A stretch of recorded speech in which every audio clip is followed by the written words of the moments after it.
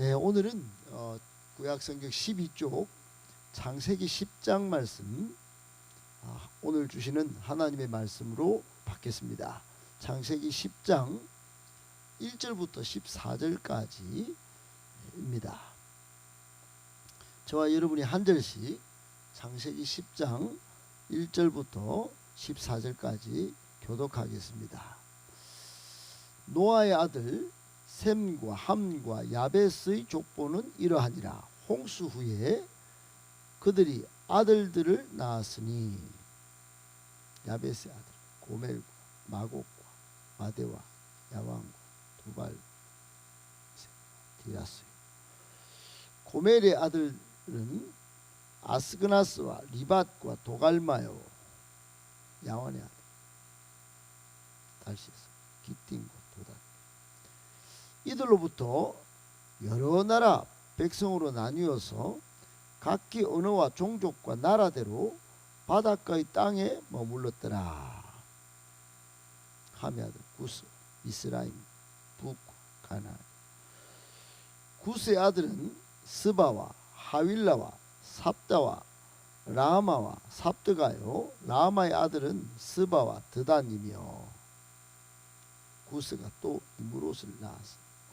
그는 세상의 첫 용사. 그가 여호와 앞에서 용감한 사냥꾼이 되었으므로 속담에 이르기를 아무는 여호와 앞에 니므롯같이 용감한 사냥꾼이로다 하더라. 나라는 시날다, 바벨, 에렉, 아카, 갈레에서 시작했습니다. 그가 그 땅에서 아수르로 나아가 니느웨와 르호보딜과 갈라와 갈라서 건설하였습니다. 이런 큰 성. 13절 14절 같이 읽겠습니다. 미스라임은 루딤과 아나민과 르하빈과 납두힘과 바드루심과 가슬루힘과 갑도림을 낳았더라. 가슬루힘에게서 블레셋이 나왔더라. 아멘. 샬롬, 반갑습니다. 여러분에게 하나님께서 늘 은혜 주시고 또 복도 주시고 날로 날로 강건케 하시기를 예수님의 이름으로 축복합니다.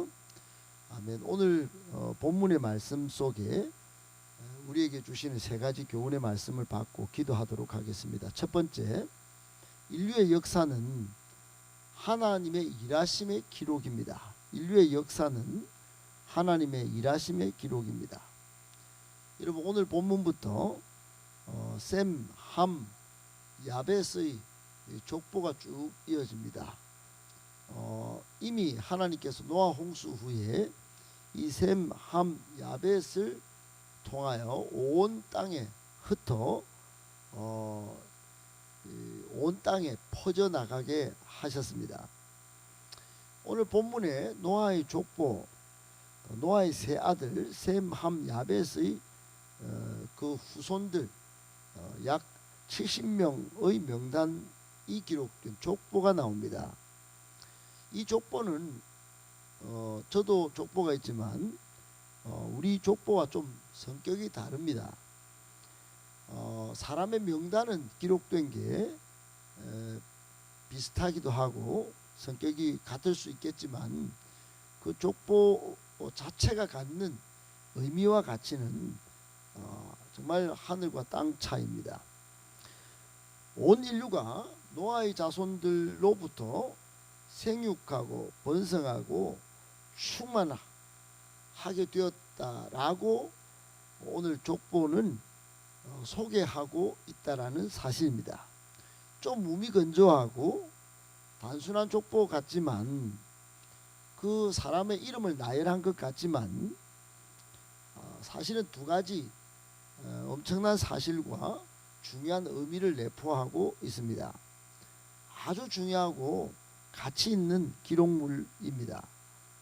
그것은 첫 번째가 하나님의 약속과 뜻대로 하나님께서 복 주셔서 성취되는 언약의 역사, 말씀의 역사가 이 족보에 담겨 있다는 것입니다. 여러분 9장 1절에 보면 하나님께서 생육하고 번성하고 충만하라고 이 노아 가족들을 축복하는 장면이 있습니다. 하나님께서 이제 홍수 후에 남은 이 노아의 세 아들로 통하여 복을 주시고 이 땅 가운데 그 언약대로 생육하고 번성하고 땅에 충만하도록 말씀으로 축복하신 것입니다.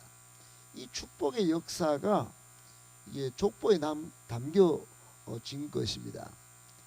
설교하기가 상당히 까다롭습니다. 족보가 나오면 껄끄러운데 이런 어마한 이 의미와 가치가 있기 때문에 족보를 또 넘길 수도 없어요. 두 번째 의미는 그 가치는 뭐냐 하면 하나님께서 이 족보 속에 구원의 역사, 구속의 역사를 이루시고 그 하나님의 일하시는 그 일하심의 역사로 인류를 죄에서 구원하시는 하나님의 주도권, 그 뜻대로 이루어가시는 구원의 역사가 기록되어져 있기 때문에 우리 족보와 완전히 다른 것입니다. 여러분, 우리는 아무리 영의정, 좌의정, 우의정이 조상 가운데 있다 하더라도 그 영의정이 우리를 죄에서 구원해 주지는 못합니다. 그런데 성경에 나오는 이 족보 속에는 인류 구원의 역사를 이루시는 하나님의 일하심이 하나씩 하나씩 다 기록되어져 있습니다. 그래서 성경의 족보를 볼 때 그 속에 깃든 하나님의 약속, 하나님의 뜻, 하나님의 마음을 읽어내셔야 합니다. 여러분, 이 족보가 그냥 단순한 무미건조한 그 사람의 이름을 나열한 것으로만 보고 그냥 패스할 수도 있습니다. 저도 처음에 성경 읽을 때 족보를 그냥 무의미하게 넘긴 기억이 있습니다. 근데 나중에 알고 봤더니 여기 하나님의 구원의 역사가, 하나님의 일하심의 역사가 있다는 사실을 신약 성경에까지 보면 이게 하나씩 다 드러나 깜짝 놀라게 한 것을 나중에서 알게 되었습니다. 여러분, 오늘 이 족보를 보면서 우리에게 주는 교훈이 뭘까요? 매 순간 일하시고 계신 하나님의 손길, 역사를 주관하시는 하나님을 발견하고 그 주권을 인정할 줄 알아야 합니다. 그리고 겸손히 하나님의 뜻에 순종하며 사는 삶을 살아야 합니다. 족보를 가만히 읽다 보면 하나님께 겸손히 순종했던 사람을 통하여 하나님은 구원의 역사를 이루십니다. 그가 약했던, 그가 좀 모자랐던, 그가 힘이 없었던 상관이 없어요. 그런 사람을 하나님은 약함이 강함되게 하시고 겸손히 순종한 그를 통하여 위대한 예수 그리스도의 계보가 이어지도록 일하시는 것들을 보게 됩니다. 마찬가지 잠언 16장 1절에 보면 마음의 경영은 사람에게 있어도 말의 응답은 여호와께로 나느니라 그랬습니다. 우리가 아무리 세상 좋은 계획을 세워서 인생을 복되게, 잘되게, 형통하게, 성공적으로 펼쳐가고 싶어도 응답은 하나님께부터 오는 것입니다. 우리 인생과 후손의 역사는 하나님께 맡기고 우리가 얼마나 그 주권을 인정하고 겸손히 순종하는가에 달려 있다는 겁니다. 그러므로 인류의 역사도 그렇지만 우리 가족의 역사도 결국 하나님의 일하심으로 흥왕성쇠가 결정되는 것입니다. 꼭 기억하시고 하나님의 일하심에 우리 인생을 잘 맡겨드리고 겸손히 순종하며 복된 삶을 펼쳐가시는 저와 여러분들 다 되시기를 예수님의 이름으로 축복합니다. 아멘. 두 번째, 인류는 하나님의 문화 명령을 복음 안에서 잘 이루어가야 아름답습니다. 인류는 하나님의 문화 명령을 복음 안에서 잘 이루어가야 아름답습니다. 여러분, 하나님의 문화 명령, 이건 창세기 1장 27절 28절을 말하는 겁니다. 하나님께서 하나님의 형상대로 사람을 만드셨습니다. 하나님께서 사람을 만드시고 복을 주시면서 생육하고 번성하고 땅에 충만하고 땅을 정복하고 다스리라고 명령을 내리셨어요. 이게 문화명령입니다. 이걸 문화명령이라고 구약은 다 알고 이 하나님께서 인간을 존엄하게 하시고 이 땅을 다스리도록 하셨구나 이렇게 했습니다. 그런데 인간이 죄를 짓고 그만 하나님의 그 영광의 뜻을 거슬렸습니다. 그러다가 이제 예수 그리스도를 보내주시고 그 복음 안에서 복음이신 예수 그리스도 안에서 이 문화명령을 다시금 이 땅 가운데 지킬 수 있도록 하셨습니다. 복음 안에서 하나님의 문화명령을 잘 이룰 때 이 세상은 아름다워진 세상, 아름다운 세계가 될 수 있다는 겁니다. 복음으로 용서의 정신, 화해의 정신, 또 배려의 정신으로 세상을 정복하고 다스려야지 서로 죽이고 발로 밟고 그래서는 아름다운 세계가 되지 않고 전쟁의 나라가 되는 것입니다. 여러분 오늘 본문의 족보를 전 세계 인류가 단일 조상이었다 하는 것을 보여주는 족보의 성격을 조금 전에 말씀드린 적이 있습니다. 셈과 함과 야벳을 통하여 온 세계가 퍼져나갔다. 그러므로 단일 조상 기원을 보여주는 겁니다. 홍수 후에 노아와 그 가족들 여러분 그들로 통하여 온 인류가 생겨난 겁니다. 비록 지리적으로 인종적으로 신체적 특징이 다 다르지만은 다 다르죠. 대륙마다 다르고 결국 그러나 다 달라도 한 조상 한 혈통의 가족인 것입니다. 성경은 그것을 정확히 보여주고 있는 겁니다. 그러므로 결국 한 혈통이라면 어떻게 하는 겁니까? 가족끼리 서로 차별하면 됩니까? 가족끼리 서로 배타하면 됩니까? 가족끼리 나는 우월하고 너는 안 우월하다 이렇게 하면 됩니까? 그렇지 않죠. 기원이 같으니 서로 사랑하고 존중하고 상호 책임, 상호 의존하며 사는 것이 가족이죠. 한 혈통이라면 그렇게 하는 겁니다. 그런데 차별합니다. 그런데 배타적입니다. 그런데 한쪽은 우월하고 한쪽은 발로 누르려고 합니다. 이 모든 것이 죄의 기원, 즉 한 조상 한 혈통의 가족이라는 사실을 모르기 때문에 벌어지는 인류의 아주 안 좋은 현상입니다. 서로 불신하면서 나온 것이죠. 여러분 우리는 서로 고귀한 인격을 가진 한 가족임을 깨닫고 서로 존중하고 배려하고 돕고 살아야 할 존재들입니다.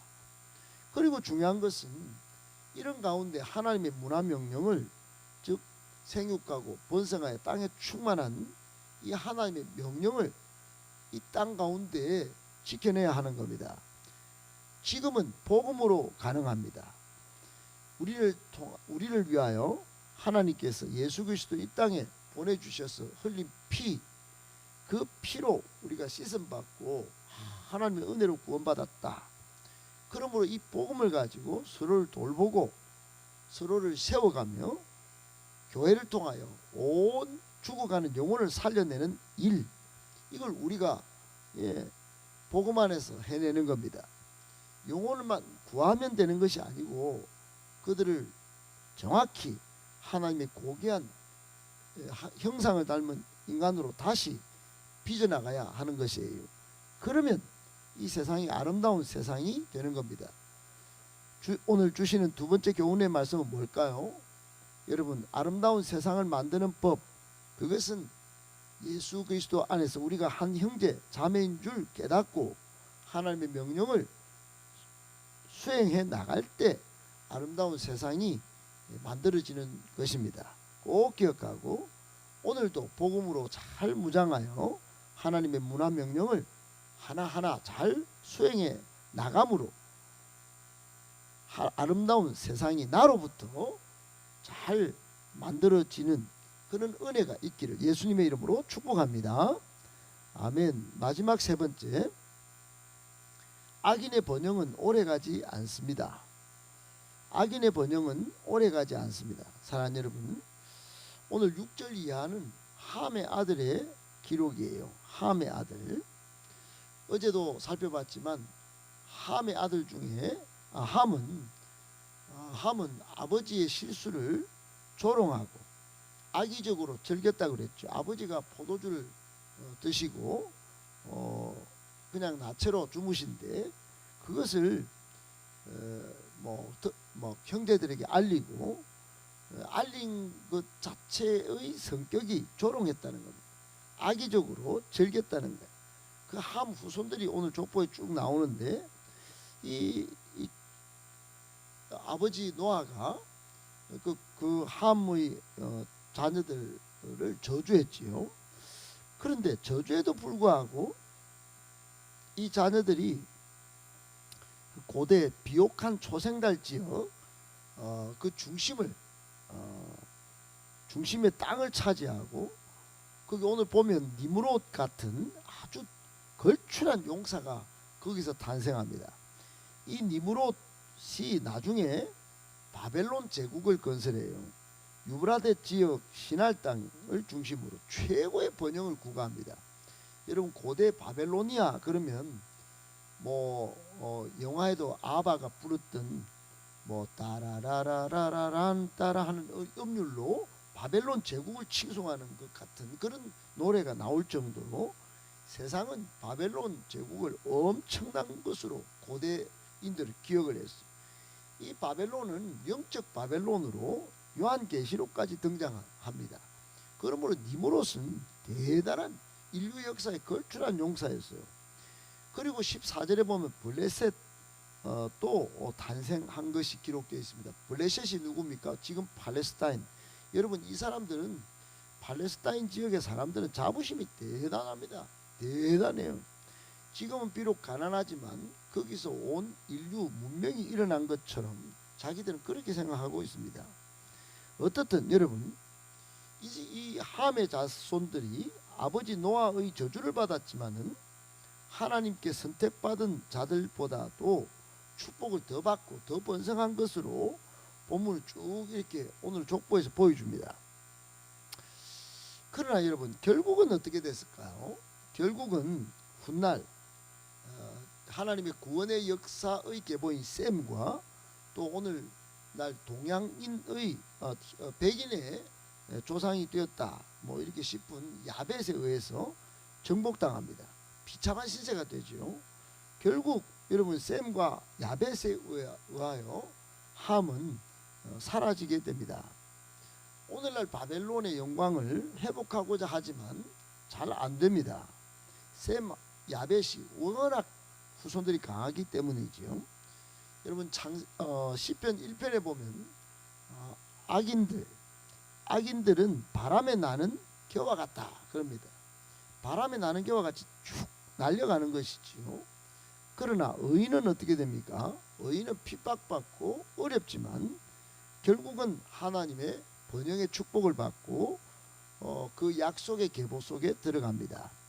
꼭 기억하셔야 할 것은 하나님의 약속과 뜻을 쫓아 사는 것만이 복받는 길이라는 겁니다.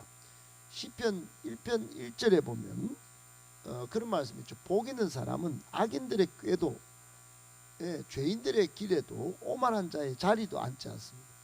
항상 하나님의 말씀을 쫓고 그 뜻을 항상 묵상하면서 순종하며 살 때 그 사람이 복 있는 사람이 되는 겁니다. 꼭 기억하시고 오늘 세 번째 주시는 교훈은 악인의 번영은 결코 오래가지 않으니 우리는 하나님의 약속과 뜻을 쫓아 살아서 복 받으라는 말씀, 오늘 세 번째 교훈의 말씀으로 봤습니다. 꼭 그렇게 하나님의 약속을 잘 기억하고 뜻을 쫓아서 복 받는 저와 여러분들 다 되시기를 예수님의 이름으로 축복합니다.